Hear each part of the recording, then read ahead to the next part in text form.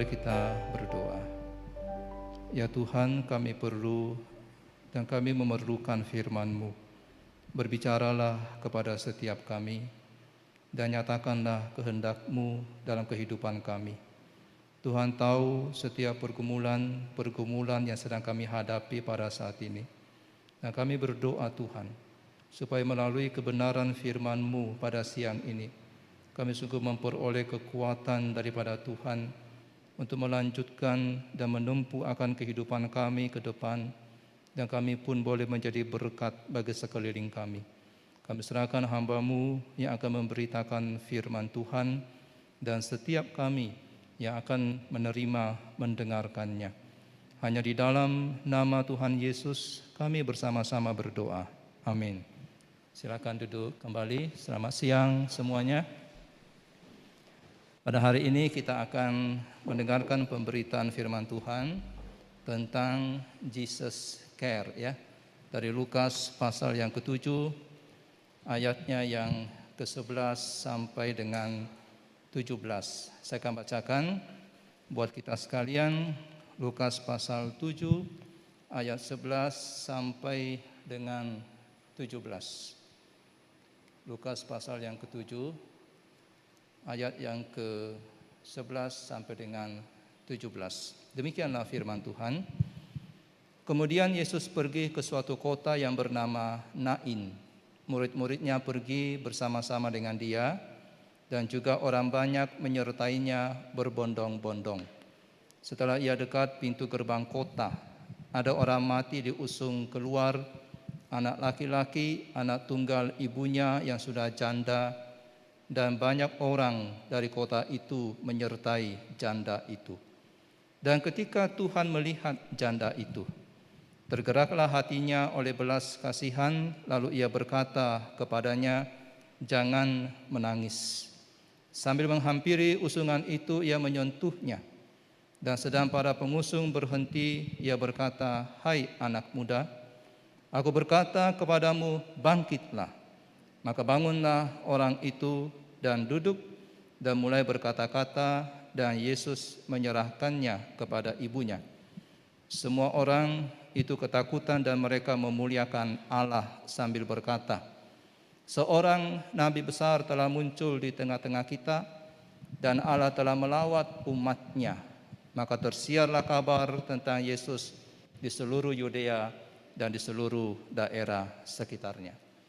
Saudaraku, dari semua kematian, saya kira kematian seorang anak adalah hal yang paling sulit untuk ditanggung. Orang tua berharap tentu nanti anaknya yang akan menguburkan dia, dan bukan dia yang menguburkan anaknya.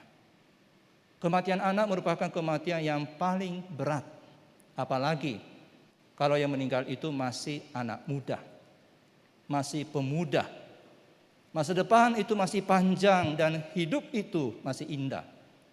Dan potensi masih besar.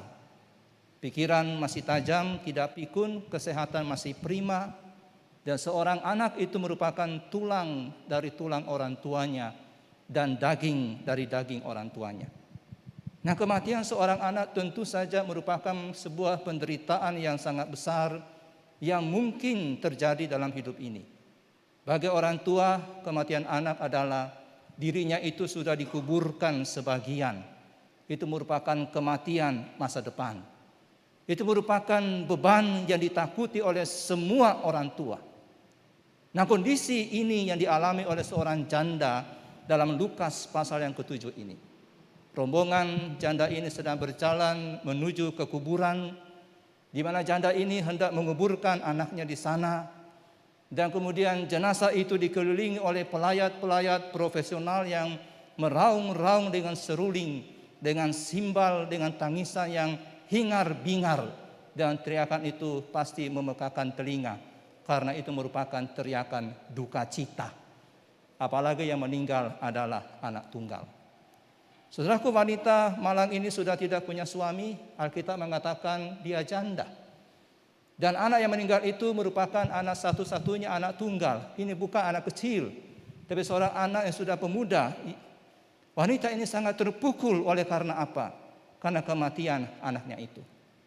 Besok dia akan bangun sendiri, dia akan patah hati dan tidak ada lagi suara dan langkah anak kesayangan dia. Dia kehilangan seseorang yang sangat dia cintai dan dia akan sendiri menjalani hidup ini. Tidak ada lagi yang bisa berbagi kesedihan dengan dia, berbagi cerita dengan dia. Memang masih ada teman, masih ada tetangga, tapi mereka akan kembali kepada kesibukan mereka masing-masing. Saudara, ketika orang yang kita cintai meninggal, dunia ini tidak akan berhenti bergerak. Dunia tidak akan berhenti bergerak karena kita berduka cita. Dunia tidak akan berhenti bergerak karena kita punya masalah, tidak. Lalu lintas di jalan masih akan ramai. Tagihan listrik, tagihan air masih tetap akan jalan, tagihan internet tetap akan jalan. Matahari masih akan terbit dan orang-orang masih berbelanja. Ketika kita mengalami duka cita atau ketika kita mengalami sebuah persoalan, dunia tidak akan larut dalam persoalan saudara, karena masing-masing ada urusannya sendiri. Mereka mungkin hanya datang beberapa menit dan kemudian kembali kepada kesibukan masing-masing. Nah, inilah kondisi yang dialami oleh wanita ini. Satu kondisi yang sangat kasihan sekali. Dia diikuti oleh kerumunan orang yang dia bayar untuk berduka cita bersama dia. Dan kondisi ini semakin buruk lagi. Kenapa?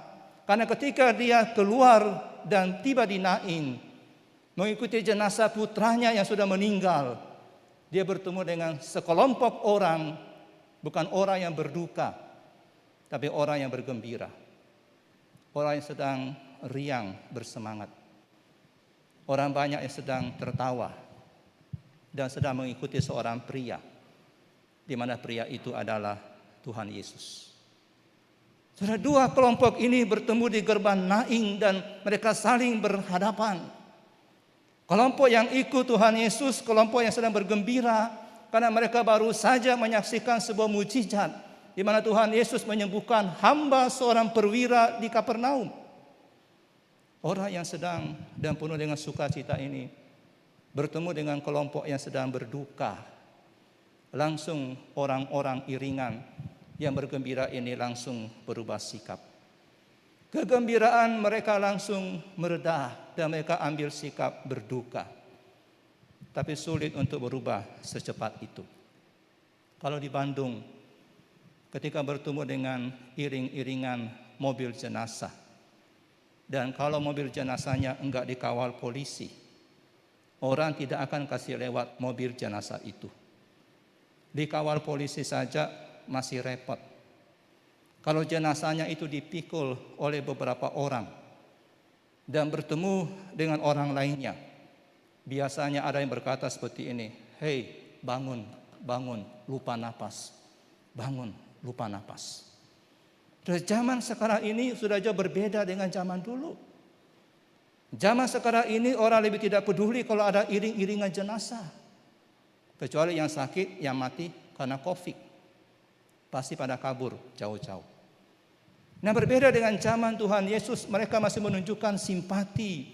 Di mana kelompok yang ikut Tuhan Yesus langsung diam ketika mereka bertemu dengan iring-iringan jenazah tersebut.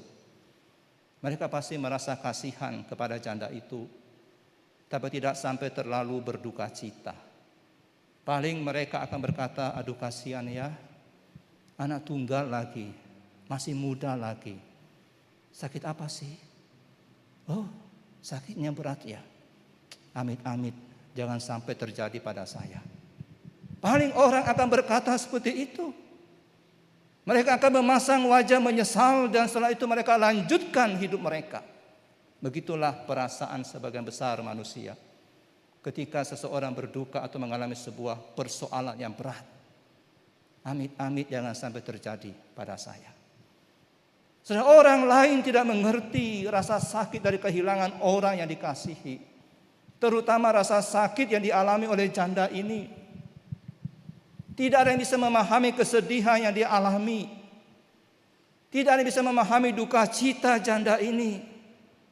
Perhatian diberikan oleh orang, tangisan yang diberikan itu hanya tangisan yang sementara. Hanya perhatian yang sesaat. Tetapi ada satu orang yang berada di tengah iring-iringan tersebut, yang bertemu dengan iring-iringan jenazah itu.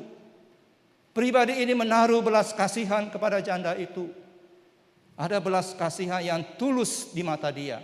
Dan Lukas pasal yang ke-7 ayat 13 mengatakan seperti ini. Dan ketika Tuhan melihat janda itu, tergeraklah hatinya oleh belas kasihan. Lalu ia berkata kepadanya, jangan menangis. Hati Tuhan Yesus tergerak oleh belas kasihan kepada janda itu, dan dia berkata, jangan menangis. Saudara, menurut teori pastoral, kalau saudara pergi ke orang yang berduka cita, jangan sekali-kali mengatakan jangan menangis. Katanya kalimat ini bukan kata-kata penghiburan yang baik. Orang yang berduka cita itu butuh untuk mencurahkan air mata. Mereka butuh untuk menangis. Lebih baik kita menangis bersama orang itu daripada mengatakan jangan menangis kepada mereka. Tetapi Tuhan Yesus mengatakan jangan menangis. Saudara tahu di situ ada pelayat profesional yang dibayar untuk meraung-raung peratap bayaran. Itu sudah umum pada waktu itu di Israel. Kalau ada yang berduka cita, maka peratap bayaran itu adalah sesuatu yang harus ada. Ada yang mahal, ada yang murah. Janda ini bukan janda miskin. Anak dia sudah dewasa dan bisa bekerja. Dan kalaupun dia nggak punya uang, pasti ada yang bantu dia untuk bayar peratap profesional. Walaupun mungkin tidak besar, tidak rombongan besar. Tapi minimal ada peratap profesional. Nah, kira-kira apa yang ada di pikiran para peratap profesional ini ketika Tuhan Yesus berkata, jangan menangis. Pasti mereka akan berkata, apa?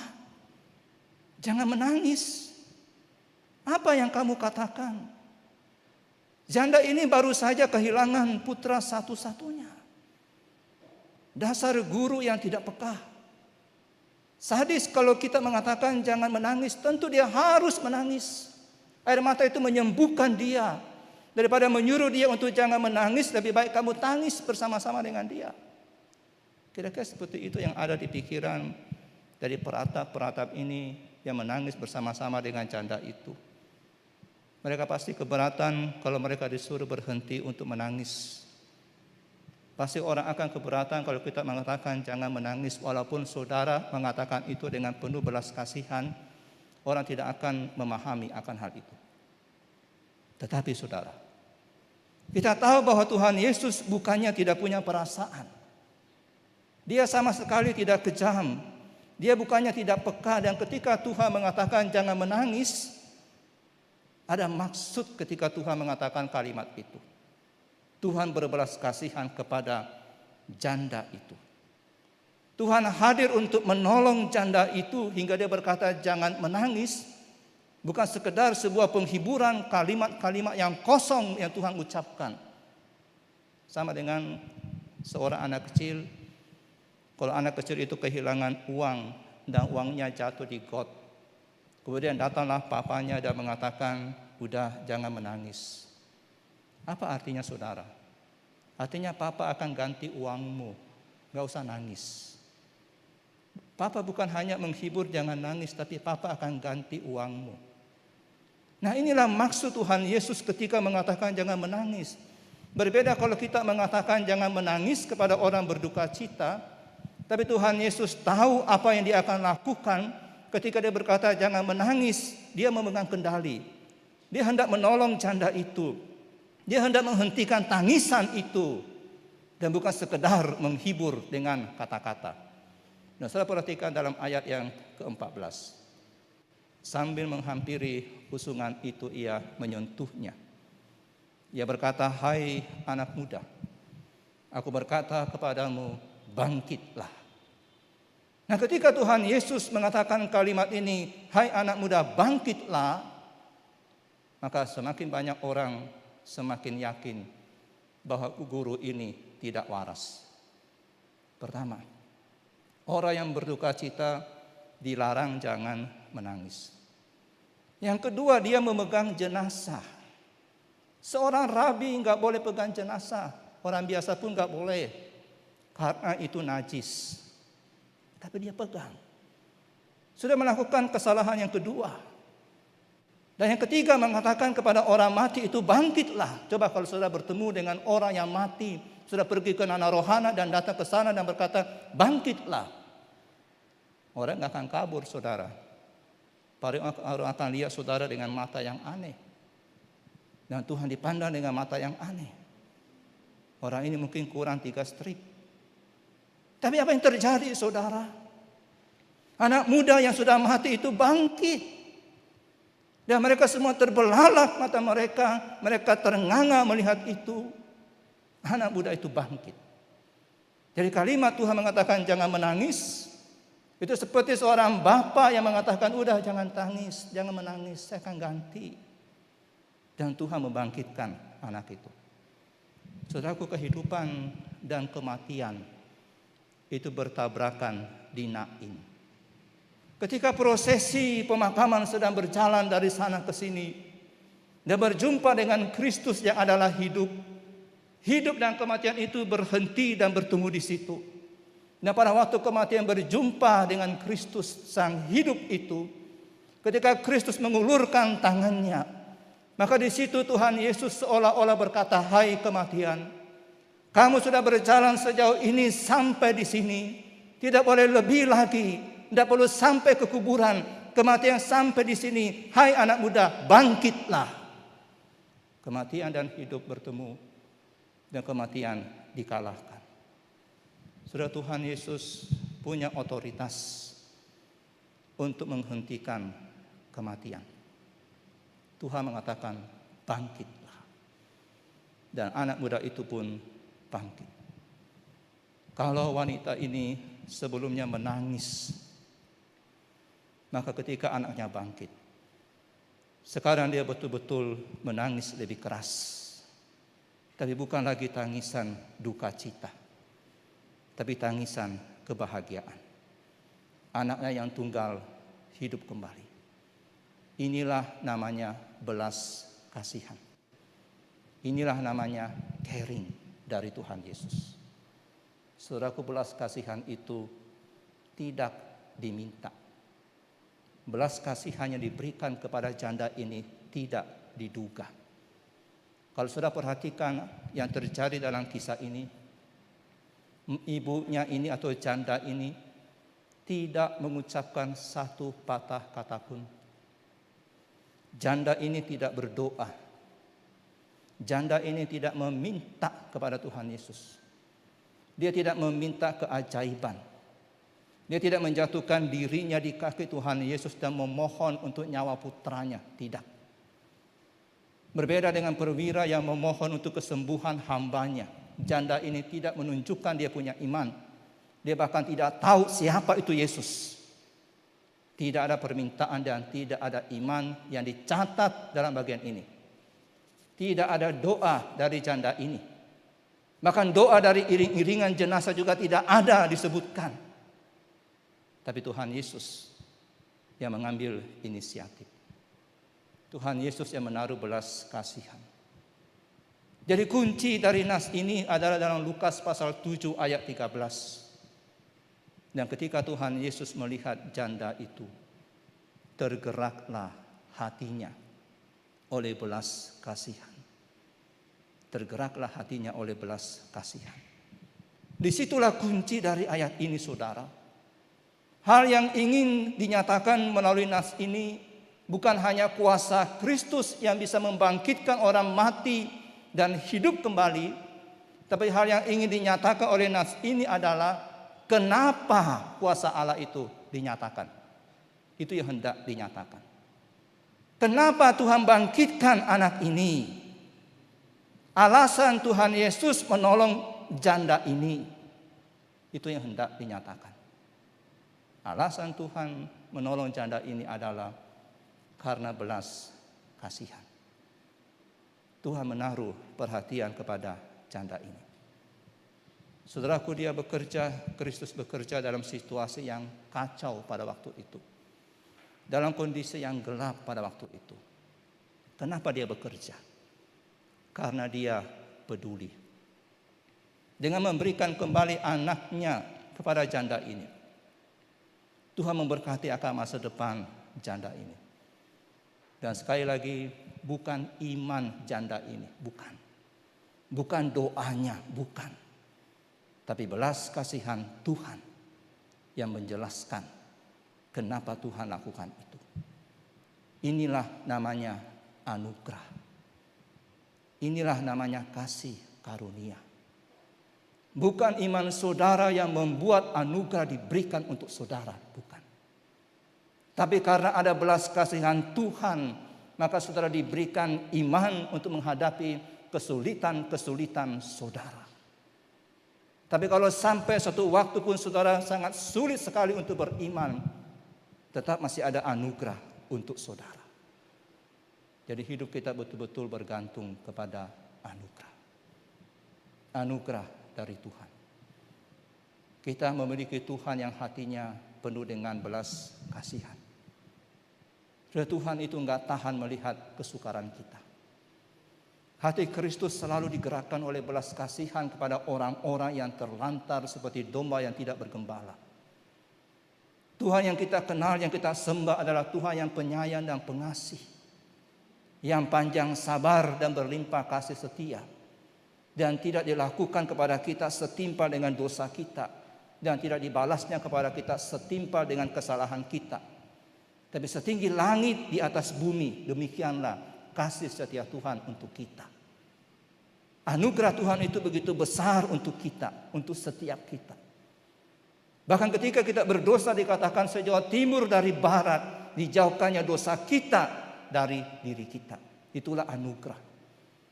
Seperti Bapa sayang kepada anak-anaknya, demikianlah Tuhan sayang kepada kita. Itu anugerah.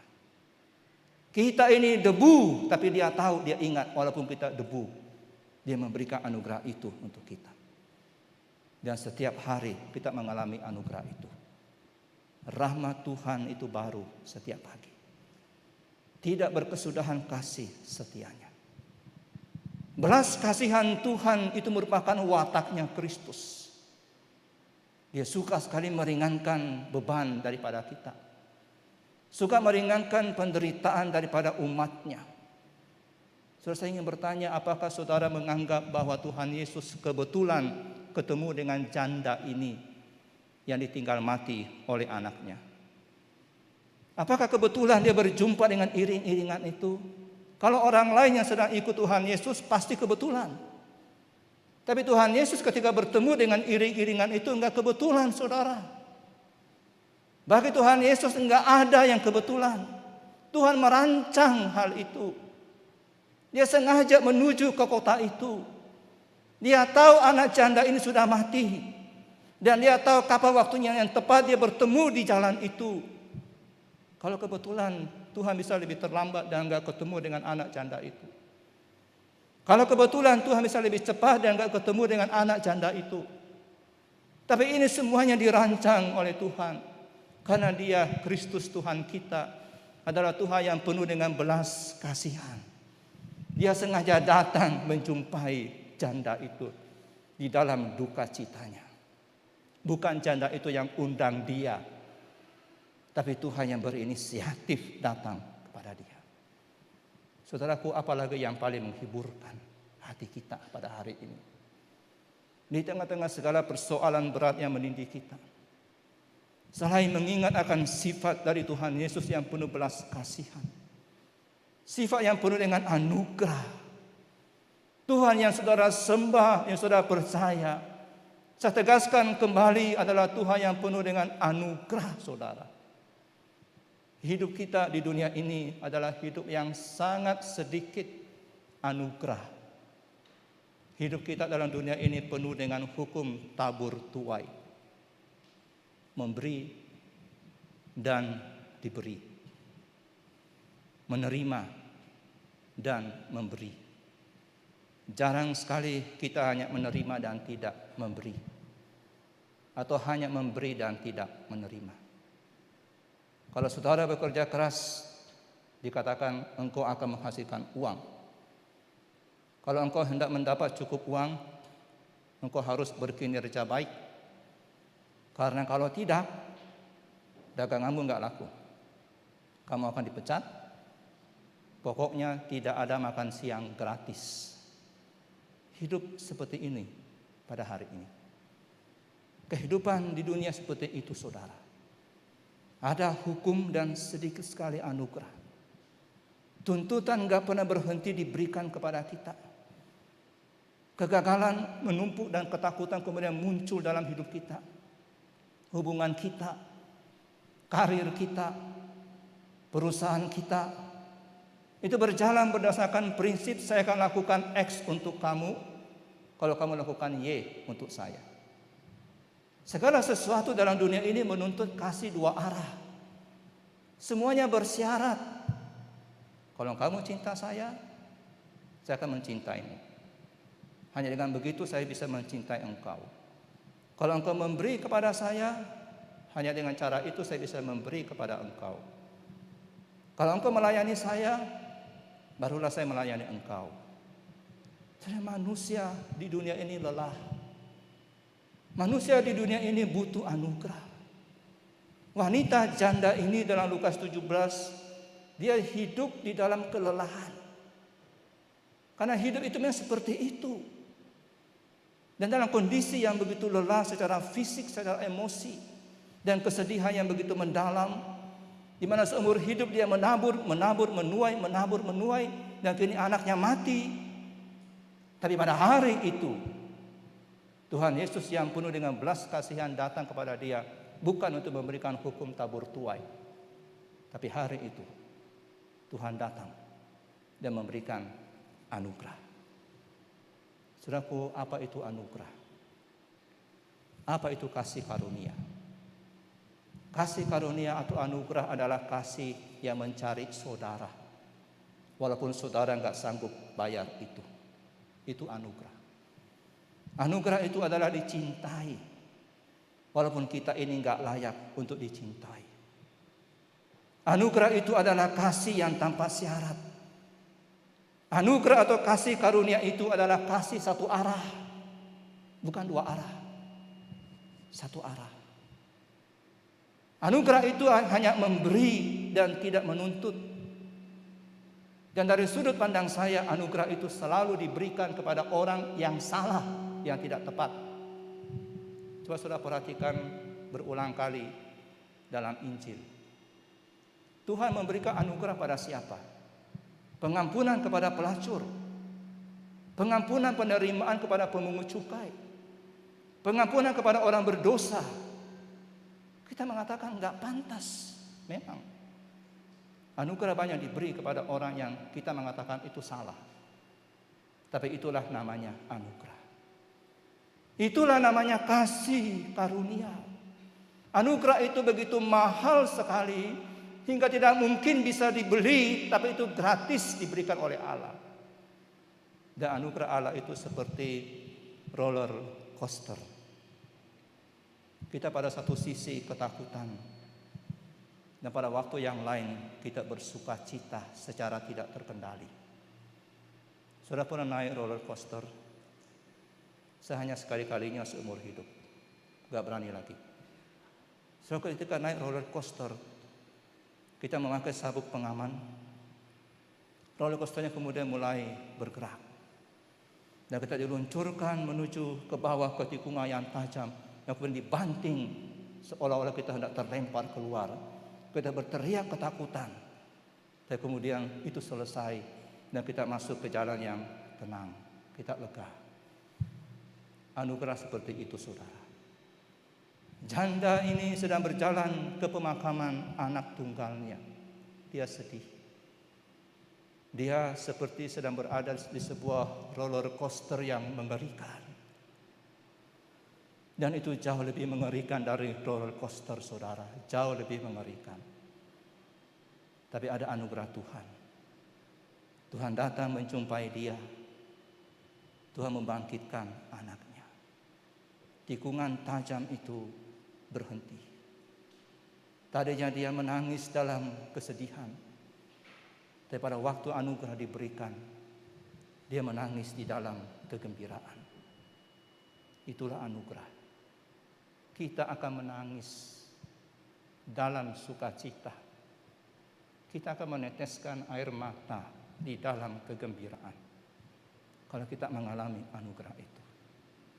Ketika dosa kita diampuni oleh Tuhan, kita meneteskan air mata karena itu anugerah. Ketika tidak ada lagi pertolongan yang bisa kita harapkan dan Tuhan memberikan jalan keluar untuk kita, kita menangis sukacita. Itulah namanya anugerah. Kalau saudara hari ini sedang berada dalam sebuah kesulitan, dalam sebuah penderitaan, bahkan mungkin air mata saudara sedang mengalir dengan deras, dan saudara belum melihat adanya pemulihan di dalam hidup saudara.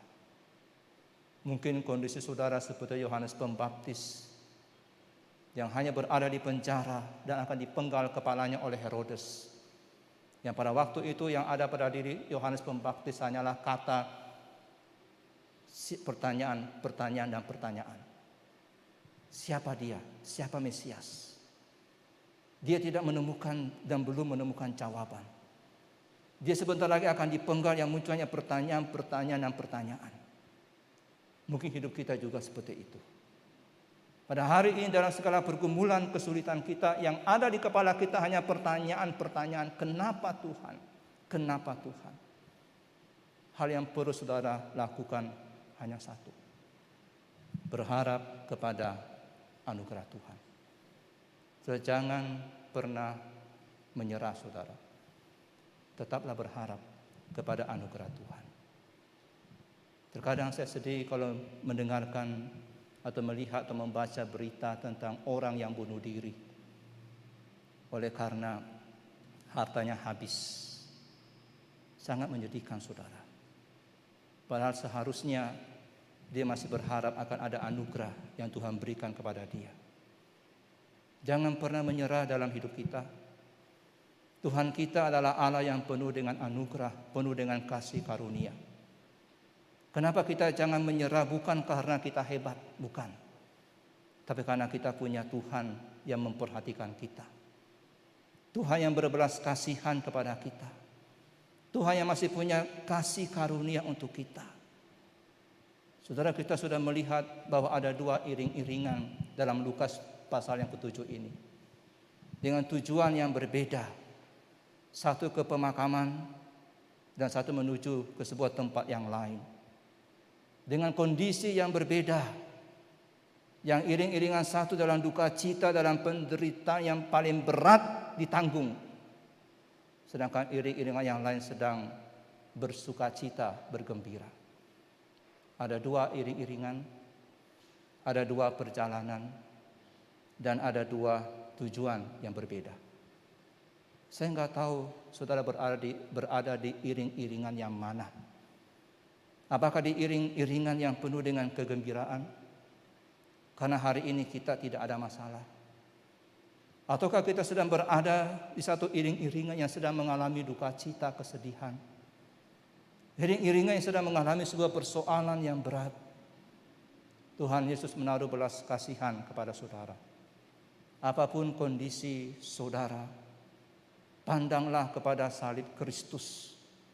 Kenapa? Karena disitulah bukti, situlah monumen bahwa Tuhan Yesus mengasihi saudara dan tidak akan berhenti mengasihi saudara.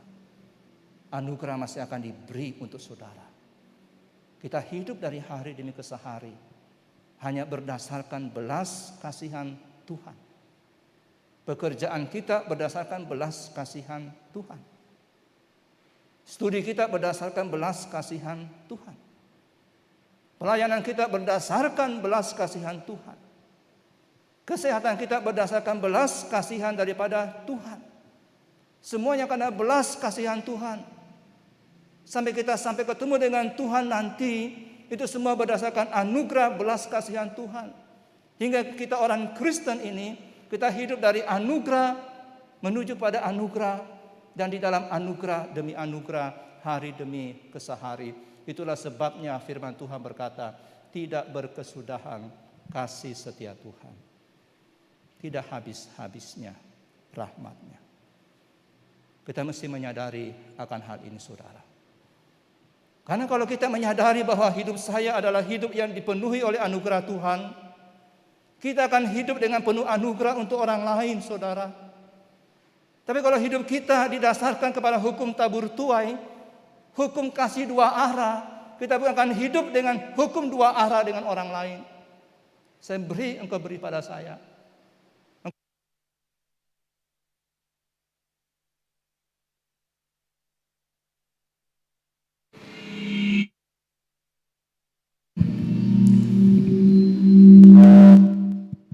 Kalau kita mendasari hidup kita seperti itu, kita akan hidup dengan dua arah. Tapi kalau kita menyadari hidup ini merupakan hidup yang diberikan oleh Tuhan, anugerah daripada Tuhan, kita pun akan hidup di dalam anugerah untuk orang lain. Kita akan selalu memberikan anugerah bagi orang lain. Jadi jangan hidup selalu dengan penuh perhitungan dengan orang lain. Jangan hidup dengan orang lain dengan perhitungan untung rugi. Tapi hiduplah dengan penuh anugerah bagi orang lain. Walaupun orang itu enggak pantas untuk menerima. Karena kita sendiri sudah menerima anugerah Tuhan. Mari kita berdoa. Ya Tuhan, terima kasih atas anugerah yang Tuhan berikan kepada kami. Sesungguhnya ya Tuhan, seringkali kami melihat hidup ini adalah hidup di mana kasih yang dua arah. Kami menerima dan kami memberi. Tapi ya Tuhan, pada hari ini kami sungguh disadarkan oleh Tuhan. Sesungguhnya ada banyak anugerah yang Tuhan berikan kepada kami. Engkau adalah Tuhan yang penuh dengan kasih karunia. Tuhan yang penuh dengan kebaikan bagi kami. Dan Tuhan yang memberikan kepada kami anugerah demi anugerah. Bantulah kami Tuhan, supaya kami boleh menjalani hidup kami tanpa takut dan tidak pernah putus asa dalam menjalani hidup ini. Karena kami tahu masih ada anugerah, masih ada kasih karunia yang Tuhan akan berikan kepada kami sampai kami kelak berjumpa dengan Tuhan. Dan tolong kami juga untuk menjalani hidup ini, memperlakukan orang lain ya Tuhan juga dengan penuh anugerah, bukan dengan penuh perhitungan, bukan dengan hitung untung dan rugi. Kami telah menerima perhatian dari Tuhan. Tolong kami untuk memberi perhatian kepada orang lain. Kami telah menerima anugerah daripada Tuhan. Dan bantulah kami juga untuk memberikan anugerah kepada sesama kami. Terpujilah nama-Mu Tuhan. Hanya di dalam nama Tuhan Yesus kami bersama-sama berdoa. Amin.